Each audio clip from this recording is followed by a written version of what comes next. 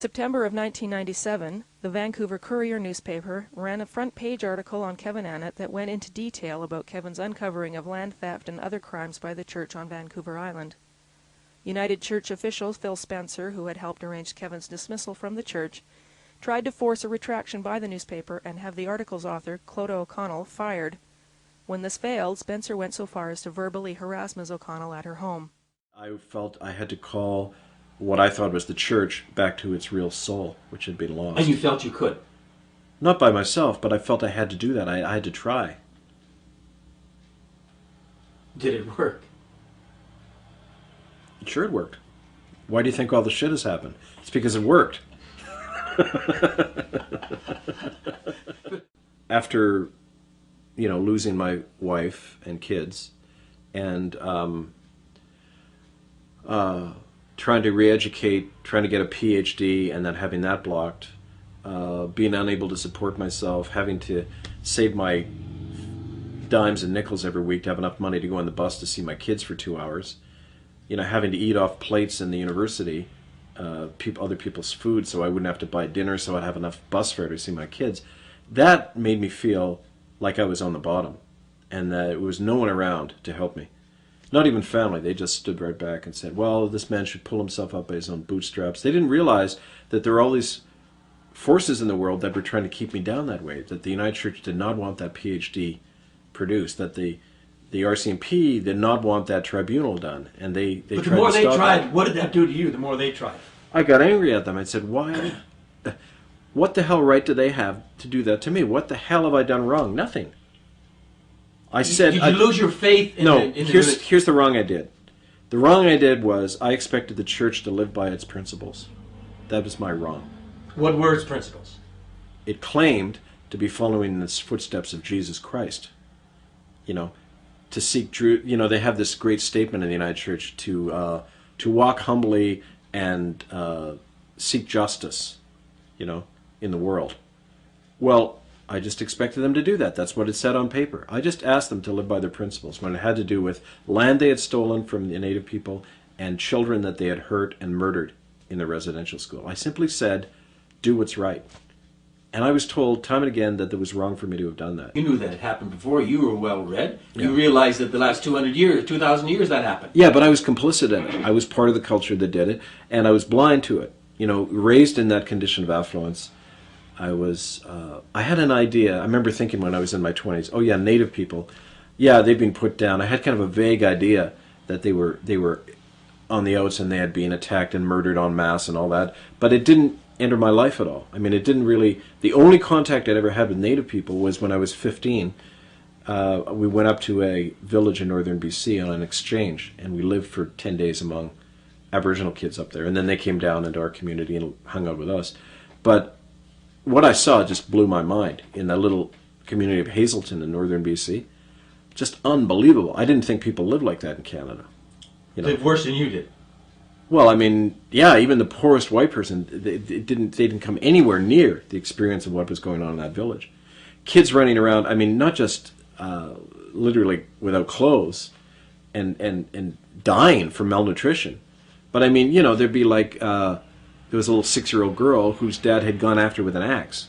She was carrying a mark around on her head because her dad had whacked at her while she was drunk. And that was just accepted. Like, I mean, oh yeah, well, it wasn't considered there was anything wrong with that. And I thought, well, these people, I think I was scared by that.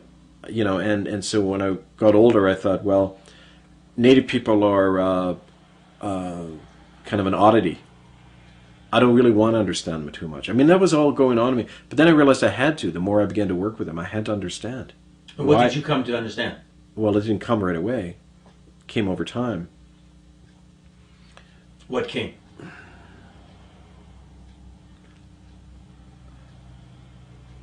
What genocide really looks like, up close. What it means to be at the receiving end of a campaign to exterminate you. What it means to be the survivors of mass murder. You go around you feel like you're going to die at any moment. You're going to be tortured at any moment again. So all you have to do is hide. You got to hide. You could identify with that? Oh, yeah.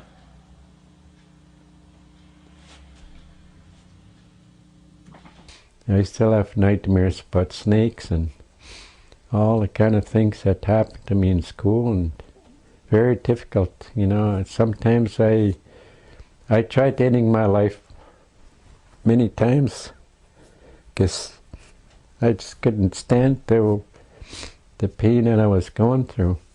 My brother died because of a cattle prod, of a shock of a cattle prod. When he was 4 years old, they dragged him by the hair and they cut his skin right off his head. The pastors did that with a whip, like a horse whip. It was sharp, with these little blades on it. And when I was in there, I heard him scream for help. And right away, there was a lot of blood on the floor, and they wouldn't take him to a hospital or the nurse or nothing. What happened then? What happened when I was in there? I heard him still scream for help. Rick, help! They tortured me. I'm gonna die. So he died right away, like that. He was my only best friend and my only brother that I always loved. What would be the final solution for you? What would relieve your mind or give you calm? Well, you know, when you're dealing with a crime this huge, there isn't any solution ultimately, because it's not as if something like this can be healed. It's like when you look at genocide being perpetrated on one group of people, it never stays confined to that one group. It always blows back on the people perpetrating it. And I often think about that when I look at, you know, what we're doing to the land and the environment. I mean, we destroyed people who had been living in harmony with the land for thousands, tens of thousands of years. And that can't help but affect us and the way that we live. But I think that something this huge, you can't just give an apology and a bit of money. It's an insult to people who have been sterilized and seen their friends murdered to think that that's going to solve anything. But what will begin to turn the tables on this is if the perpetrators are brought to justice and are able to say, yes, we did these crimes, yes, we did try to wipe you out. I often know, working with Native people who've been through these death camps called residential schools, for them, they never talk about money. They never talk about compensation. You know, a lot of the Native politicians will talk about that. But the people on the ground, they keep saying over and over, I just want to face the people who did this to me. I want to tell them what I think about them, and I want them to admit what they did to me in front of the world. Yeah. I think if they did that, I would forgive them if they would just admit what they did to us is genocide. And the government has never ever came up and acknowledged their mistake of a residential school.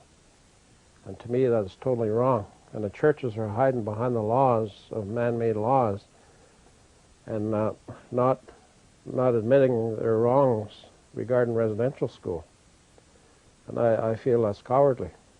If they want evidence, as a 7-year-old child, I witnessed myself the burial of a child, and I didn't know what was happening at that time. I was with another student, and I asked him, I said, what's happening here? I see them digging a hole in the orchard, and they said they're burying another one. In '65, there's a bunch of us kids playing soccer in the back field. There was a brush of leaves and grass piled up, and there was a body underneath it. One of the kids kicked the ball and he went to get it. It was quite decomposed. Went to Waterbury in 1960, and I found a dead body in 1967 in between Ross Hall and Colwell Hall. Native girl, she was about 16, and I told Jay Andrews, and Jay Andrews shipped me out of Waterbury, went to Nanaimo, and I believe it was a cover-up. And we need those children returned home. They need to be brought back and given a proper burial. And that's really kind of a most basic first thing that the churches and government need to do. They need to identify where those bodies are. And I remember we used to go dig graves there, and they would be kids that came from Charles Camsell Indian Hospital. How they died, I don't know. But I know we just dug a lot of graves.